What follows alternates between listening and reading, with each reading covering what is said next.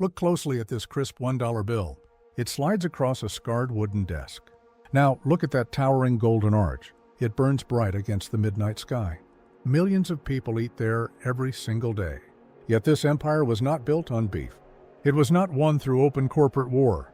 A multi-billion-dollar machine was effectively stolen.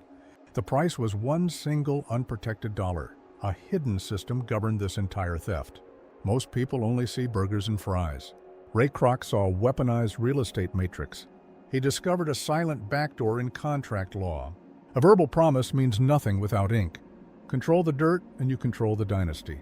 The true commodity was never the food. It was the land beneath the concrete foundations. Go back to California in 1954. Two brothers run a hyper-efficient burger stand. Dick and Mac McDonald crave localized perfection. They want a quiet, comfortable life.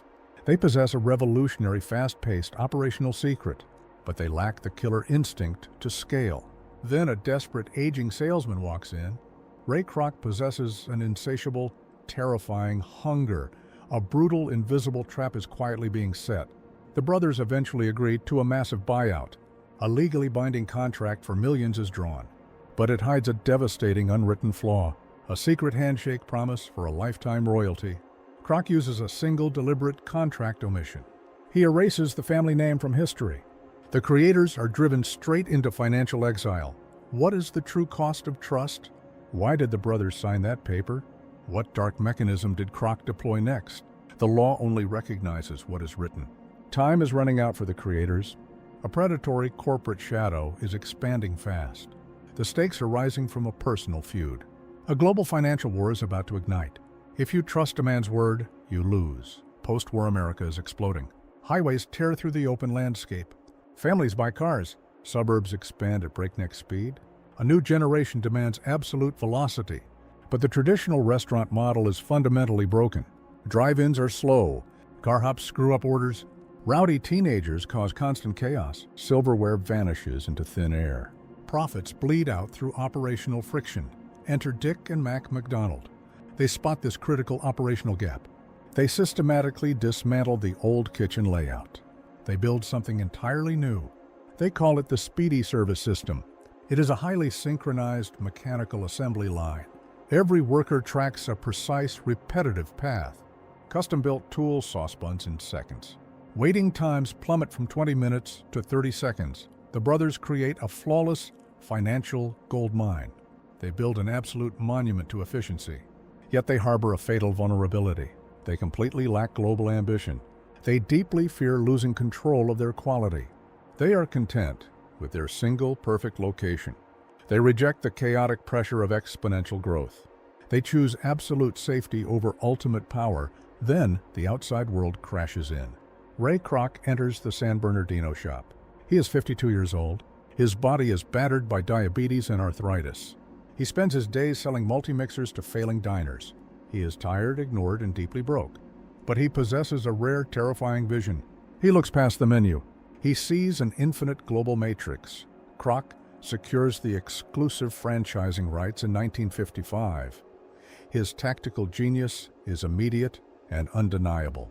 Golden arches begin cutting through suburban skies. But a crushing financial bottleneck emerges. The original contract heavily favors the brothers. Kroc only collects a microscopic fraction of sales. He drowns in massive corporate overhead debt. The brothers sit comfortably in California, collecting checks. The internal friction rapidly turns toxic. Intense contrast defines their daily communication. Pure operational integrity collides with aggressive financial engineering. The brothers demand total veto power over everything. They block a single layout change. They reject minor sign adjustments. Kroc views their meticulous pride as a cage. A bitter, long-distance Cold War begins. Kroc realizes he must break the original contract. He meets a brilliant financial strategist named Harry Sonneborn. Sonneborn looks at the books and laughs. He tells Kroc he is in the wrong business. You do not build an empire by selling beef. You build it by acquiring the physical planet. Sonneborn hands Kroc a lethal corporate backdoor weapon. Kroc secretly incorporates the Franchise Realty Corporation. He begins buying the exact plots of land for future stores. He secures the real estate deeds first. Then, He forces franchisees to rent the dirt from him. He creates a parallel corporate shadow empire. He completely bypasses the brothers' restrictive contract. He no longer controls the food. He owns the earth beneath it. The year is 1961. The real estate trap snaps completely shut. Kroc holds the McDonald brothers in an absolute financial vice.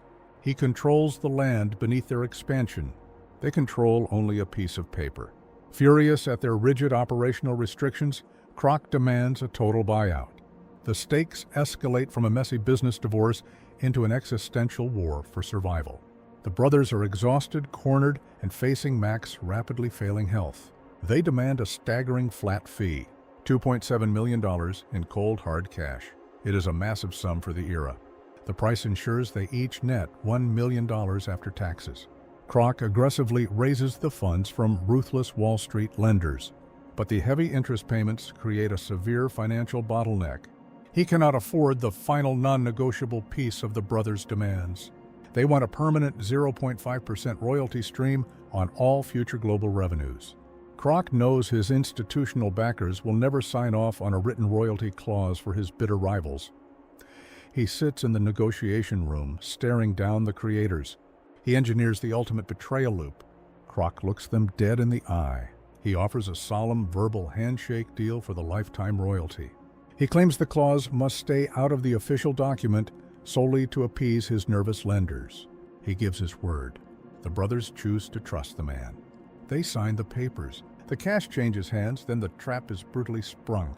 The brothers request the separate, unwritten royalty contract. Kroc smiles coldly and refuses. He invokes a ruthless doctrine of contract law.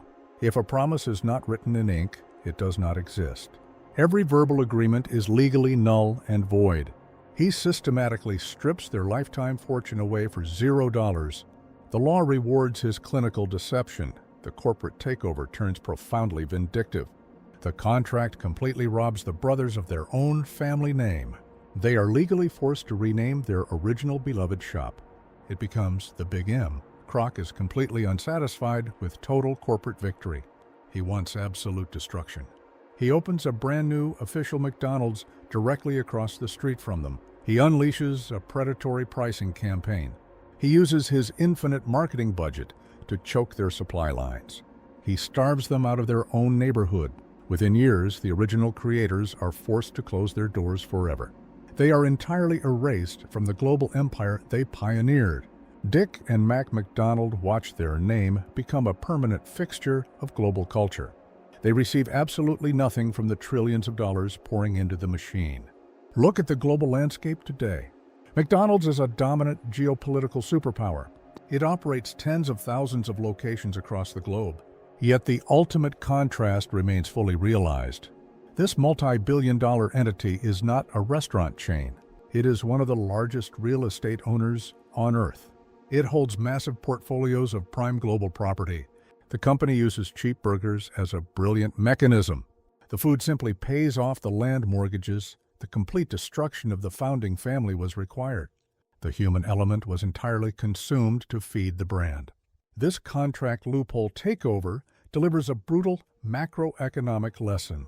Innovation is entirely worthless without absolute institutional leverage. The global economic system does not reward the creator. It rewards the predator who secures the legal infrastructure. A handshake is not a sacred bond. It is a fatal vulnerability waiting to be exploited. The history of capitalism belongs to the clinical architect. It belongs to the person who controls the contract, not the craft. The next time you pull into a drive-thru, remember this hidden history. You're standing on a highly weaponized piece of dirt, a global empire built entirely upon a broken promise. The secret architecture of wealth is written by those who choose power over their word.